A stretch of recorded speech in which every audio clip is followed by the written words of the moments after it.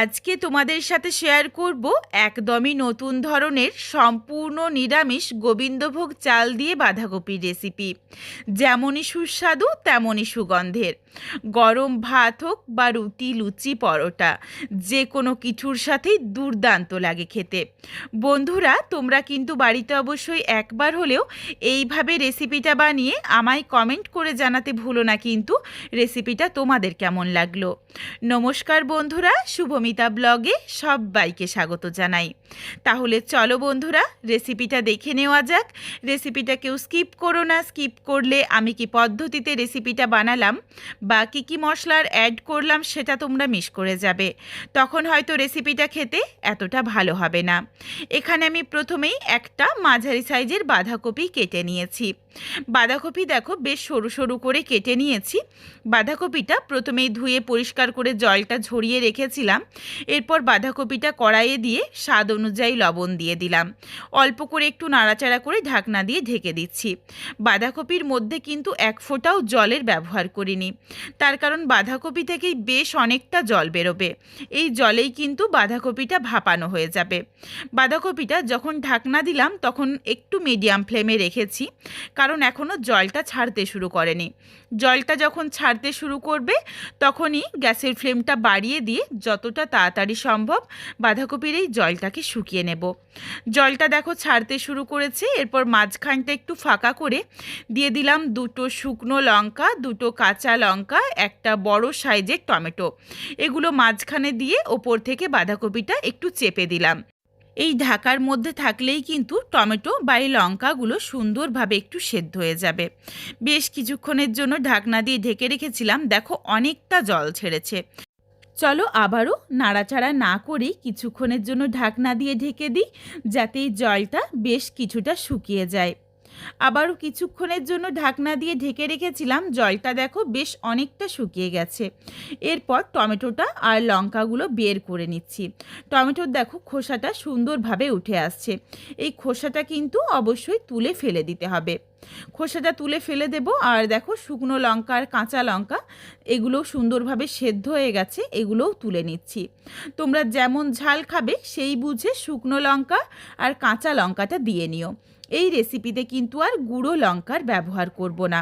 এরপর বাঁধাকপির মধ্যে যেটুকু জল রয়েছে কড়াইয়ের চারিদিকে ছড়িয়ে এই জলটুকু শুকিয়ে নিচ্ছি।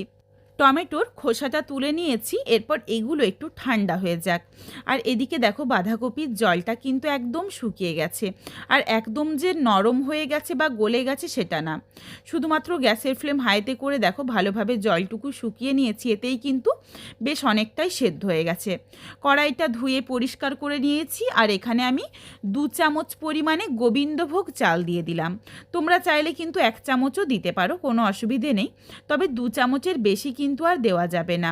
চালটা দিয়ে নাড়াচাড়া করে বেশ একটু হালকা লালচে রং ধরিয়ে ভেজে নেব, যতক্ষণ না অবধি চালের একটা সুন্দর সুগন্ধ আসছে। চালটা থেকে নাড়তে নাড়তেই দেখো সুন্দর একটা গন্ধ আসা শুরু করেছে। তবে এই চালটা যাতে কোনোভাবেই পুড়ে না যায় এদিকে কিন্তু খেয়াল রাখতে হবে, কারণ এই চালটা যদি পুড়ে যায় তাহলে স্বাদ ও গন্ধ সম্পূর্ণ নষ্ট হয়ে যাবে। চালটা দেখো বেশ একটা হালকা লালচে রং ধরে গেছে। চালটাকে নাবিয়ে রাখছি ঠিক এইভাবে। এর থেকে আর বেশি ভাজার দরকার নেই। কড়াইয়ের মধ্যে দিয়ে দিচ্ছি বেশ কিছুটা পরিমাণে সরষের তেল। তেলের পরিমাণ তোমরা তোমাদের পছন্দ মতো চাইলে আরও বাড়িয়ে বা কমিয়ে নিতে পারো। তেল গরম হয়ে গেলে প্রথমেই দিয়ে দিচ্ছি ফোড়নে গোটা গরম মশলা, যার মধ্যে রয়েছে ছোটো এলাচ, লবঙ্গ, দারচিনি, একটা তেজপাতা আর অল্প একটু গোটা জিরে। ফোড়নটা ভাজা হয়ে গেলেই দিয়ে দিয়েছি কেটে রাখা আলুগুলো কিন্তু বেশ একটু ছোট টুকরো করে কেটেছি। স্বাদ অনুযায়ী লবণ দিয়ে নাড়াচাড়া করে আলুটা ভেজে নিচ্ছি। এদিকে দেখো গোবিন্দভোগ চালটা ঠান্ডা হয়ে যাওয়ার পর একদমই মিহি করে গুঁড়ো করে নিয়েছি। চালটা গুঁড়ো করে রেখে দিয়েছি। এরপর মিক্সিং জারের মধ্যে যেই ভাপিয়ে নিয়েছিলাম টমেটো, কাঁচা লঙ্কা, শুকনো লঙ্কা আর এর সাথে দিয়ে দিচ্ছি কিছুটা পরিমাণে আদা, এগুলো দিয়ে একদম মিহি করে মশলাটার পেস্ট বানিয়ে রাখছি। এইদিকে দেখো আলুটা কিন্তু বেশ লালচে রং ধরিয়ে ভাজা হয়ে গেছে। আলুটা লালচে রং ধরিয়ে ভাজা হয়ে গেলেই দিয়ে দিলাম বেটে রাখা মশলার পেস্ট।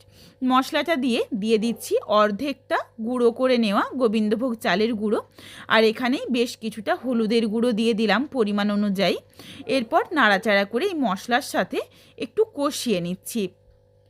বেশ কিছুক্ষণ সময় নিয়ে দেখো মশলাটাকে কষিয়ে নিচ্ছি, আর এই কষাতে কষাতেই কিন্তু আলুটাও বেশ সেদ্ধ হয়ে যাবে।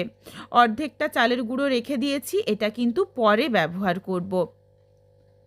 এখানে তোমরা চাইলে কিন্তু হিং দিতে পারো, নিরামিষ রান্না তো আমি এখানে হিং দিলাম না, তার কারণ গোবিন্দভোগ চালেরই একটা সুন্দর গন্ধ আসে আর হিংটা দরকার হয় না।